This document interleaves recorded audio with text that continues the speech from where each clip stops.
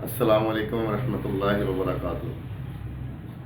सामईन व नाज़रीन मोहतरम, मैं राना खालिद रशीद महफूज और आप मेरा चैनल पोइट्री महफूज टीवी देख रहे हैं। तो सामईन, आज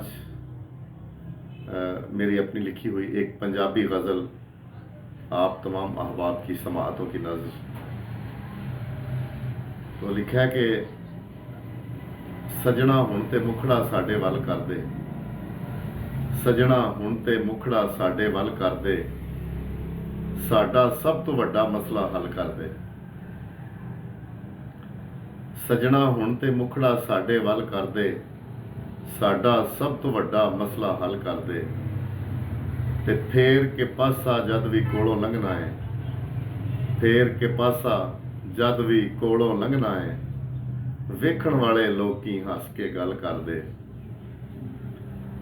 ते तपदी वांग तंदूरां दिल दी धरती है, तपदी वांग तंदूरां दिल दी धरती है, प्यार दा मींह बरसा के तू जल थल कर दे।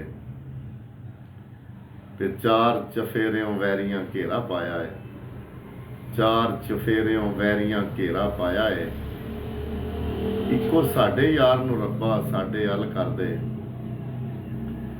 ते सबर प्याला हुण ते भरदा जांदा है, सबर प्याला हुण ते भरदा जांदा है, करम अनोखा सजना अज या कल कर दे। ते मकता है कि महफूज नू तू छड्डना या अपनाउणा है, महफूज नू तू छड्डना या अपनाउणा है, मैं ते कहना फैसला अज अटल कर दे, मैं ते कहना फैसला अज अटल कर दे। सजना हुण ते मुखड़ा साडे वल कर दे, साडा सब तो वड्डा मसला हल कर दे। तो सामाइन, उम्मीद करता हूँ आपको ये गज़ल अच्छी लगी होगी। अपना ख्याल रखिएगा, दुआ में याद रखिएगा। वस्सलामु अलैकुम वरहमतुल्लाहि।